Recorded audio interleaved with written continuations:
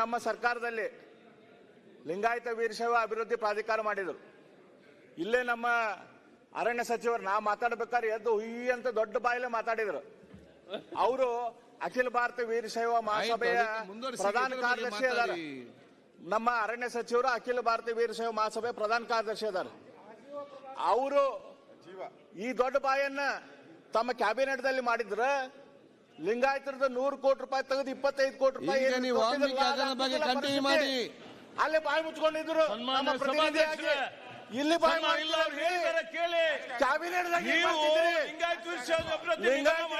ಓಡ್ಕೊಂಡು 100 ಕೋಟಿ 25 ಕೋಟಿ ನಿಮ್ಮ ಲಿಂಗಾಯತ ಚರ್ಚೆ ಹೊರಗೆ ಹೋಟೆಲ್ ಅಲ್ಲಿ ಕೂತ್ಕೊಂಡು ಮಾಡಿ ಈಗ ಚರ್ಚೆ ಮಾಡ್ತಾರೆ ನೀವು. ಒಂದು ವರ್ಷ ಕೋಟಿ ರೂಪಾಯಿ ಇವರು ಘೋಷಣೆ ಮಾಡಿ ಒಂದು ನಯ ಪೈಸೆ ಬಿಡುಗಡೆ ಮಾಡಿ ನಿಮ್ಗೆ